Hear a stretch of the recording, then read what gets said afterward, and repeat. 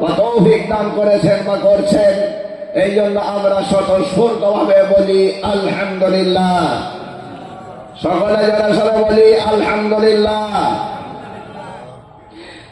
আমরা একটা দ্বীনি প্রতিষ্ঠানে এসেছি যেখানে হযরতে উলামায়ে কেরামের শিক্ষা গবেষণা চলে, যেখান থেকে আমরা হাফেজ, কারি, মাওলানা, মুফতি পাই।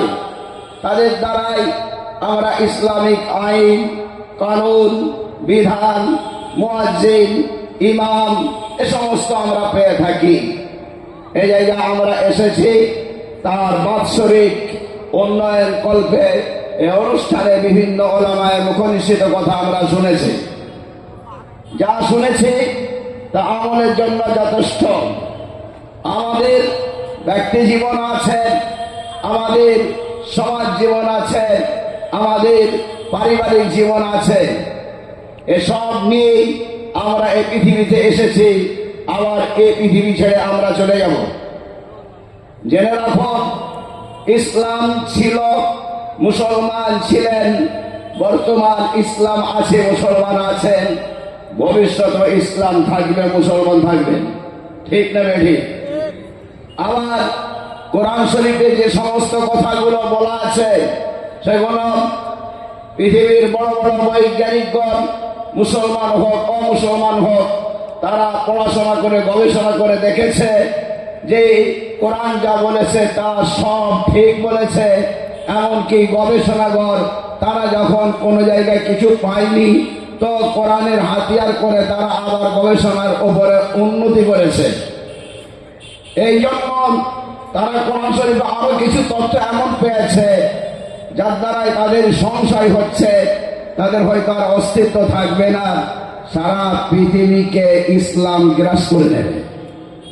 একটা তাদের ভয়। এই ভয়ের জন্য তারা সারা পৃথিবীতে ইসলাম এবং মুসলমানকে মেটানোর চক্রান্ত চালাচ্ছে। কিন্তু আল্লাহর ঘোষণা সত্য হবে না মিথ্যা হবে? আগে বলেন। সত্য। আল্লাহ তাআলা বলেছেন মুসলমানদের পায়ের তলাতে সারা পৃথিবী জমিন মাটি করে দেয়া হবে। বলুন সুবহানাল্লাহ। এই পৃথিবীর রাজত্ব, মালিকানা মুসলমানের হাতে থাকবে। এটা আল্লাহ তাআলার ঘোষণা। কোরআনের ঘোষণা সত্য না মিথ্যাকে বলেন? আল্লাহ তাআলা বলেন ইন্নাল আরদা ইয়ারিসুহা লিল্লাহ, ইন্নাল আরদা লিল্লাহ ইয়ারিসুহা মান ইয়াশাউ মিন ইবাদিহি। নিশ্চয় জমিন সব আল্লাহ। জমিন কার জন্য বলেন? আল্লাহ। আল্লাহ তাআলা মালিকানা দান করবেন তার বান্দার মধ্যে থেকে যাকে চাইবেন। বান্দা মানে হলো তার যার ইবাদত করে, বন্দেগী করে, উপাসনা করে, দাসত্ব করে। আল্লাহকে আল্লাহ বলে যারা মেনে নিয়েছে এক নম্বর বান্দা। এই বান্দাকে আল্লাহ চাইবেন, তখন আল্লাহ তাআলা তার এই সমস্ত জমিনকে তাদের আয়ত্তে করে দেবেন। এখন বিশ্বের তখন চিন্তা ভাবনা করে, তাই তো সব কথা তো মিলে গেল, উড়োতে জগৎ মিলে গেল, বায়ুমণ্ডল মিলে গেল। এখন যদি ভূমিতত্ত্ব যদি মিলে যায় আমাদের আর কোনো অস্তিত্ব থাকবে না। এই জন্য নানান ষড়যন্ত্র তারা তৈরি করেছেন। ভালো করে জেনে রাখুন, শুনে রাখুন, ওমাকারু ওমাকার আল্লাহ, আল্লাহু খায়রুল মাকিরিন। ওরা চক্রান্ত করে, আল্লাহ তাআলা চক্রান্ত করে, মানে হলো প্রতিবাদ করেন, তার ব্যবস্থা নেন। আল্লাহ তাআলার এই মক্করের কাছে, আল্লাহ তাআলার এই তার ব্যবস্থার কাছে পৃথিবীর কোন ব্যবস্থাকারী, চক্রান্তকারী চলে না। আল্লাহ তাআলা সব থেকে ব্যবস্থাপনক। এখন বলুন ওরা যে চক্রান্ত করে সেই চক্রান্ত বিফলে গিয়েছে না তারা সফল হয়েছে? বলুন। দেশকে উন্নত করতে হবে, উন্নয়নের ধার ধারে না। ধর্মের সুরসুরে নিয়ে আসলো, ধর্মের সুরসুরে নিয়ে গদিকে নিয়ে নিল। দেশের মানুষ বোকা, কিছু বোঝে না, মনে করছে মুসলমানকে তো মারছে, ওকেই তবে সমর্থন। একটা করে ইস্যু নিয়ে গদিটাকে রোখার চেষ্টা, ফের একটা ইস্যু, এর গদিটাকে রোখার চেষ্টা। কখনো বাবরি মসজিদ, কখনো এনআরসি, কখনো ভূমি, কখনো অফবিল্ডিং। এসব কেন? আসল ব্যাপার হচ্ছে তাদের কোনো কাজ নেই উন্নয়ন। উন্নয়ন দেখিয়ে তারা ক্ষমতায় আসতে পারছে না, তখন কি করছে? ধর্মীয় সুরসুরিকে কাজে লাগিয়ে নিজের গদিটাকে টেকাচ্ছে। একটা করে যেই সেইগুলো আনছে সেইগুলো তো মিটে যাচ্ছে, আর কি দিয়ে খেলবে? এখন একটা খেলা বার করেছে কি, মুসলমানদের জমিগুলো কেড়ে নাও। কথা বুঝতে পারছেন না? পারেননি জি? মুসলমানদের জমি কেড়ে নিলে কি মুসলমানরা ছেড়ে দেবে? ছাড়বে না, জীবন দিয়ে রক্ষা করবে। বলুন ইনশাআল্লাহ। সকালে বলে ইনশাআল্লাহ। জীবন দিয়ে রক্ষা করা হবে। আগামীতে সারা পৃথিবীকে ইসলাম গ্রহণ করে নেবে। আল্লাহ তাআলা বলেছেন, তার কথা কোরআনে বলে দেওয়া হয়েছে। ইহুদিরা ষড়যন্ত্র করেছিল, তাদের ষড়যন্ত্র ব্যর্থ যাচ্ছে। এখন অন্যান্য দেশগুলো ষড়যন্ত্র করছে, তাদের ষড়যন্ত্রগুলো ব্যর্থ হচ্ছে। ইহুদি চক্রান্ত আজ থেকে নয়, ইহুদি চক্রান্ত বহুদিন থেকে। ভারতবর্ষের আমি কয়েকটা কথা বলেছি, এক নজরে আমি ওটা বলে দিয়েছি, কিন্তু ইহুদিদের কথাও খানিকটা আপনাদেরকে জানাবো, যারা বিশ্বে গন্ডগোলটা করছে। ভারতবর্ষে কি গন্ডগোল করেছে না করেছে আপনারা জানেন। আমি সেটাকে একটুখানি ইশারা দিয়ে দিয়েছি। আগামী থেকে গন্ডগোলটা করতে চলেছে, সেখানে আমাদেরকে সামাল দিতে হবে। ইহুদিরা বিশ্বে কি গন্ডগোলটা করেছে ওটাও জানা দরকার আছে না নেই? আছে। রাসূলুল্লাহ সাল্লাল্লাহু আলাইহি সাল্লামের আগে ইহুদিরা দোয়া করত, আল্লাহকে বলতো, আল্লাহ শেষ নবীকে আমাদের মাঝে প্রেরণ করুন। সব সময় দোয়া করত, আর তার ওসিলায় আমাদের দোয়াকে কবুল করে নিন। ইহুদিরা এটা বলতো। আল্লাহ তাআলা দেখলেন কে সব নবী আমি পাঠিয়েছি ইহুদিদের মধ্যে, কিন্তু ইহুদিরা এমন বিগড়ানো বাঁকা জাত, ওরা সোজা হয়নি, ওরা সব সময় কাজ হয়েছিল। এই জন্য পৃথিবীর যে সেন্টার হবে, যেটা মধ্যস্থল হবে আরব ভূখণ্ডের মক্কা মদিনা শহর, ওই জায়গাতে হযরত মুহাম্মদ সাল্লাল্লাহু আলাইহি সাল্লামকে পাঠিয়ে দিলেন। এই হয়ে গেল ওদের রাগ। এই রাগের জন্য তারা সম্পূর্ণ মুহাম্মদ সাল্লাল্লাহু আলাইহি সাল্লামের বিরুদ্ধে তারা চলে গেল।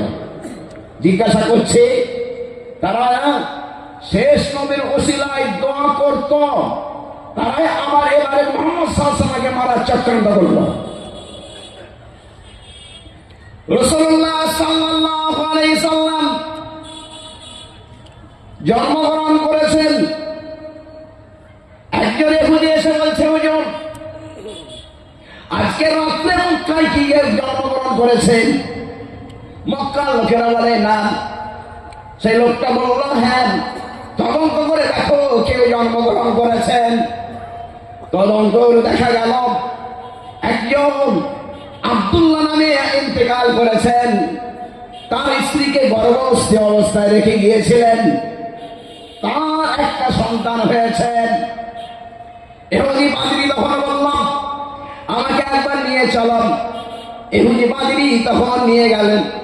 যাওয়ার পরে তেন সঙ্গে গিয়ে দেখেই তখন রাসূলুল্লাহ সাল্লাল্লাহু আলাইহি সাল্লামের বাচ্চা শরীরটা দেখেন, সঙ্গে সঙ্গে মাথা ঘুরে পড়ে গিয়ে দিয়েছিল আর বলেছিলাম, শোনো শোনো, রেখে দাও, শোনাম, আর বনি ইসরাইলে কোন নবী আসবে না, ইনি হলেন শেষ নবী, ইনি হলেন মুহাম্মদ মুস্তাফা।